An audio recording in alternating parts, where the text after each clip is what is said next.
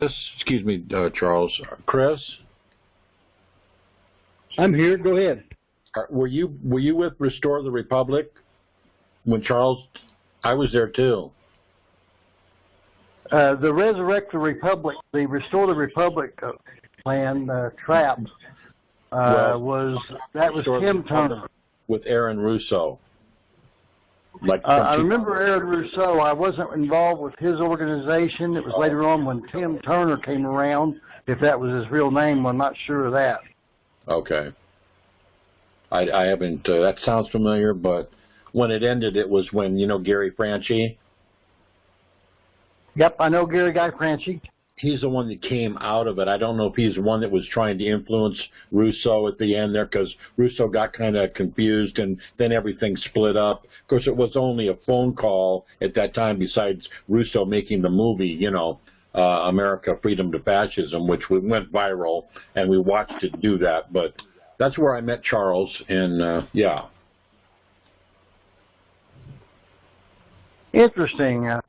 Well, you know, whenever you're traveling in the circles of freedom and liberty movement, there's only a small element. There's little factions all around of people that are they're lighting brush fires in the minds of men, as it says in Mao's little red book, of trying to restore freedom and liberty and constitutional limited government to America. But the bar has hijacked the whole criminal justice system. That is an insidious force. They're a warring force that was brought here into this country from the Frankfurt Austrian schools and the British government to take over this country, and they've done a very fine job of seditiously undermining the Republic by their legal schemes of replacing God's law, the true law, which is a bright line, a red line in the sand between what's lawful and what's unlawful. And making it legal or illegal is something, anything can be twisted into being illegal or legal, so they can make money by preying off the unsophisticated so-called unlearned masses of sheeple people that haven't removed themselves from unbenighted ignorance, as it says in Natalie versus Florida. Thank you. Yeah, when I found out about being betrayed, basically was when my buddy in early 90s or late 89s, around in there, was he told me about all the symbolism, the negative Illuminati-ish stuff on the dollar bill, and it just, I felt so betrayed when I found out about that, and then it's like the rest is history, you know. So, there's a really intriguing video on symbolism called The X Factor, how it was just revealed or something of that nature. It's this guy, Ulrich, he was a band member in Australia, and he's come out and he does this. He was in the deep high levels of the Illuminati and the Masonic orders, and he's come out, and there's a video up there called The X Factor. I'd have to look back to get you the exact title, but maybe it was, his last name was Ulrich, and it was a very Sentian Ulrich or something along those lines. And okay. I can tell you that, you know, The Sounds of Silence is a pure Illuminati song by Simon Garfunkel. Hello, darkness, my old friend. I've come to walk with you again, about a vision softly creeping that left its seeds while I was sleeping.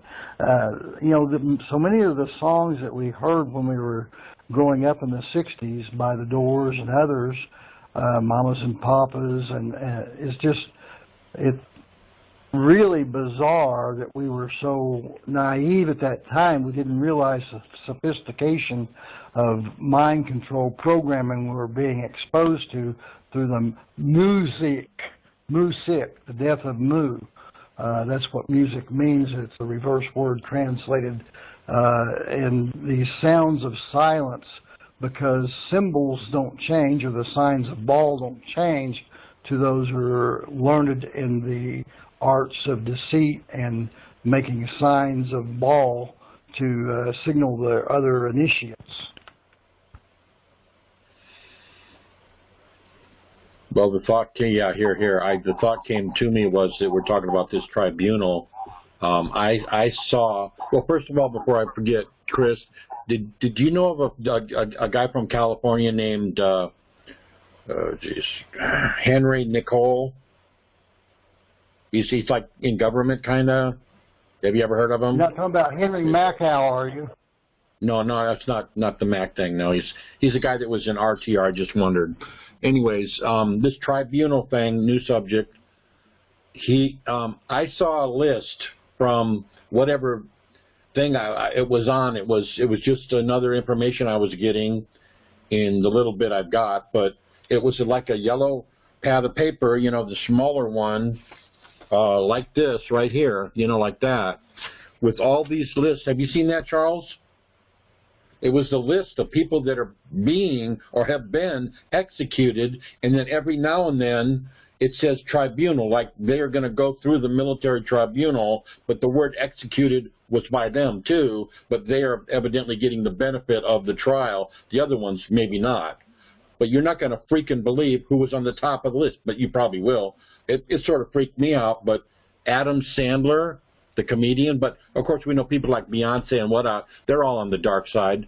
But hey, Adam Sandler, who knows, man? I thought, wow, okay. And all the names were on there, man.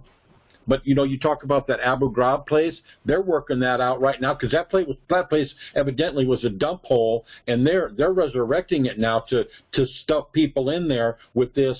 The first numbers I heard, I think I shared with you, Charles, was 222,000 of the swamp people, okay? Now it's like 500,000. I certainly believe that. But more power to them on that one.